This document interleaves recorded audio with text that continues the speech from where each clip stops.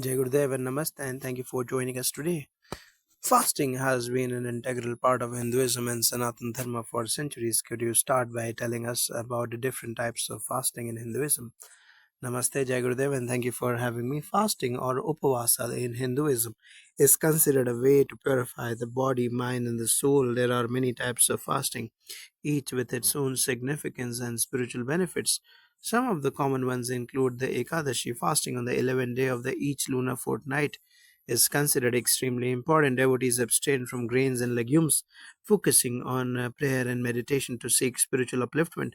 Then there is the Navratri fast. During the festival of Navratri, devotees fast for 9 days, honoring the divine feminine energy through worship of goddess Durga. Many follow a fruit based or a light food diet, emphasizing purity and devotion. Then there is a Karwa Chauth. This fast is observed by married women for the well being of their husbands. Women fast from sunrise until moonrise, symbolizing their commitment to the welfare of their loved ones. Then there is the Pradosh Vrat, observed on the 13th day of the lunar calendar. This fast is dedicated to Lord Shiva. Devotees observe partial fasting, typically limiting food intake to a simple vegetarian diet. Then there is the Chaturmasya Vrat, a 4 month long fast observed during the monsoon season, particularly by ascetics where fasting and abstaining from certain foods are followed rigorously. Then there are the partial fast. Many people also engage in partial fasting where they may refrain from specific foods such as sweet, salt, or spicy foods to purify the body and mind. These fasting practices seem to be deeply rooted in devotion and discipline. Could you tell us more about the procedures and how these fasts are typically observed? Yes, the procedure for fasting depends on the specific fast being observed. Generally, the most common practices include spiritual preparation, a period of mental and physical purification, which could include bathing before the fast, lighting a lamp, and offering prayers to the deity associated with the fast.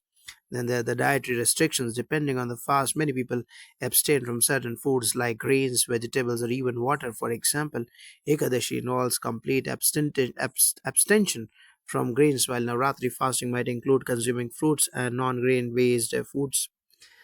Then there are the mindful prayers. Fasting is accompanied by a focus on prayer, meditation, and chanting mantras. This is considered essential for gaining spiritual benefits. Then there is a process of breaking the fast. Fasts are broken by the light meal, often consisting of fruits or easily digestible foods to avoid overwhelming the body. That's very interesting. Many people are curious about the scientific benefits of fasting. Can you explain some of the health advantages that modern science has identified in relation to fasting practices? Yes, fasting has been studied extensively in recent years, and several scientific benefits align with the ancient practices prescribed in Hinduism.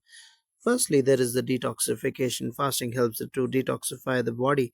By abstaining from food, the body gets a chance to remove accumulated toxins and improve metabolism.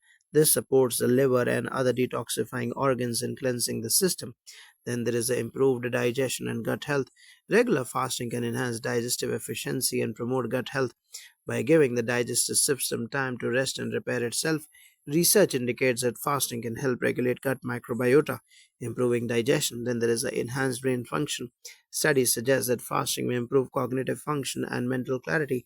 It is believed to stimulate the production of brain derived neurotrophic factor BDNF, which supports brain health and may reduce the risk of neurodegenerative diseases. And there is the weight management.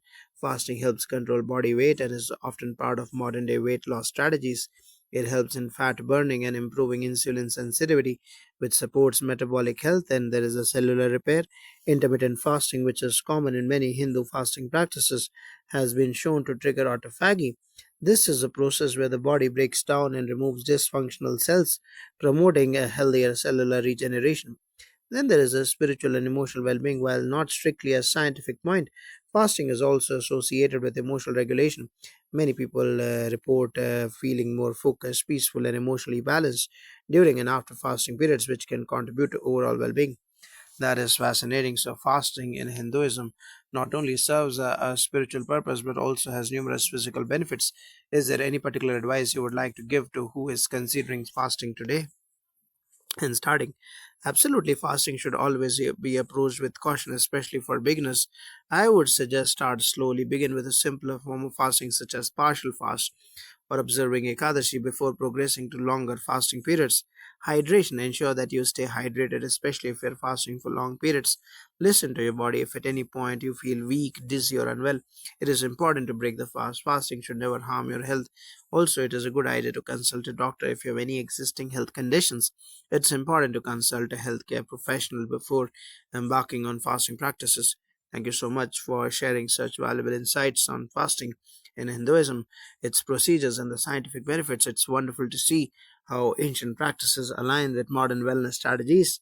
Thank you for having me. It's always a pleasure to share knowledge about our rich traditions and their relevance in today's world. May everyone experience health, peace, and spiritual growth through mindful fasting. Jai Gurudev.